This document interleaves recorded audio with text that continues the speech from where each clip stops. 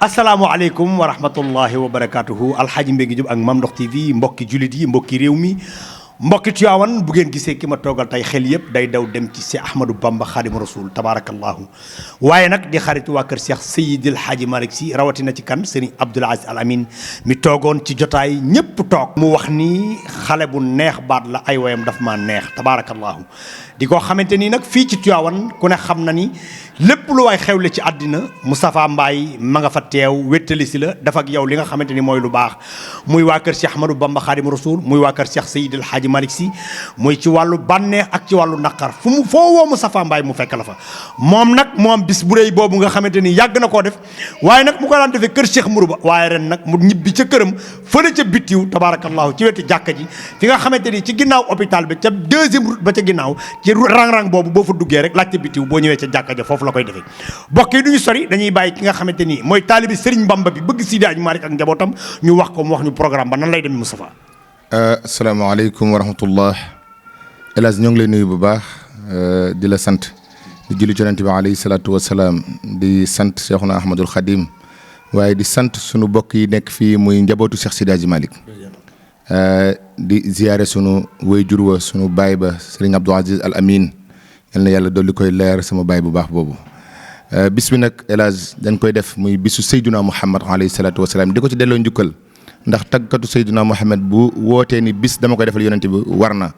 bis bi nag ñoo ngi ciy woo képp kuy wax ashhadu an laa ilaaha illallah wa ashhadu anna Muhammadan rasulullah amul xàjj amul seen ci ndigalu Cheikh Mouhamadoul Mokhtar Serigne Mountakha Mbacké ak Serigne Babacar Sy Mansour Serigne Moustapha Guèye xalifa Cheikh Mourou Ba Serigne Mbacké Mbaye xalifa maam Cheikh Sadio Serigne Khadim Mbaye njabootu kër Cheikh Mourou Ba yépp El Hadj bis bi ñoo ngi ciy woo mboolem jullit sunu soppe yi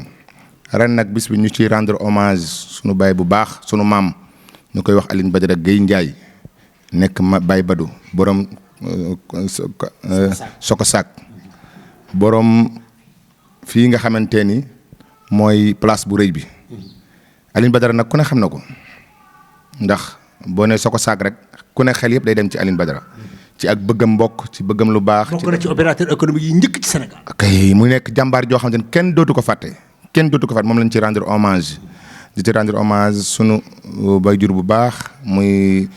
sunu baay bu baax di bayjuru Xaadim jiite moom lañ ci rendre hommage tamit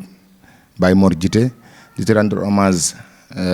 sunu baay bu baax boo xamante ni ma nga dëkk fële ca Minam